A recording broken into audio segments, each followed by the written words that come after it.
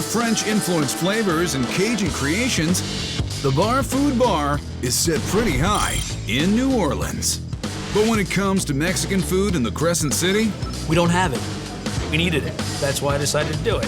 Mexico, New Orleans, Mexico, where are you? You don't even know. NOLA native Richard Papier learned from top chefs of the French Quarter, but then a mentor turned him on to Mexican cuisine. He kind of untaught me French cooking and taught me how to cook like a Mexican.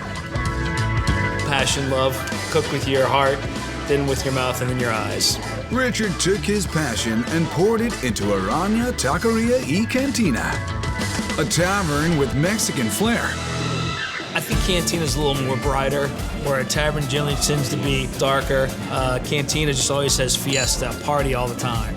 The Big Easy meets the Big Meaty in a sauce-smothered Mexican po' boy called the Torta Ahogada.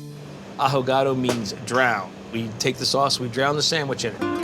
Into hot chicken stock go his hella spicy chilies, but not too many. Here in New Orleans, we say we can take our spices. That's pretty much true. But with this sauce, when I made it the traditional way, I was gonna kill some of my customers, so we had to bring it down a couple notches.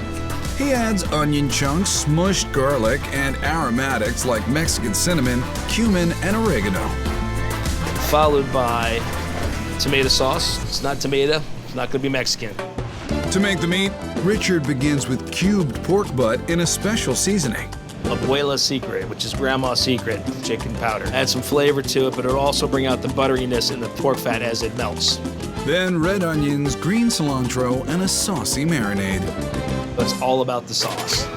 Achiote paste, spice, a little sour, mojo, and sour orange. Make it nice and buttery while it cooks. Habanero just to kick it up, put a little fire in your pants.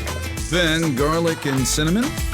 If you use this instead of pepper in most Mexican cooking. You've already got chilies, so you don't need any more pepper. Tomato makes it sweet, then blend to complete. This helps break it down as well. It takes all that nice fat and makes it into juice, makes for a heartier piece of pork. Now tuck it in for a good nap, Mesoamerican style. Before we throw it in the oven, we take a little Aztec Mayan secret, which is banana leaf. Imparts a little bit of sweetness and a little earthiness to it. That pork slowly goes bananas. Look at that. Look at the beautiful pink on the inside. Look at the fat. Oh, I gotta have some right now. Delicious. Pan cooking in the marinade adds yet another layer of lusciousness. Always a secret Mexican cooking, building on flavors. A little fiesta in a pan. To take that fiesta to the plate, Richard gets the torta bread toasted, loads it with cool and creamy avocado, and piles on the pork. And now the ahogada sauce. Drowned it. He zips it up with Mexican crema, cotija cheese, and fresh cilantro. Like a wet burrito, but better. Torta ahogada. The Mexican po' boy. Excelente. Woo. Delicious. The flavors of it are very Mexican, but the base of it is super New Orleans, super po' boy. The sauce is amazing. Gives it like that kick of a spice.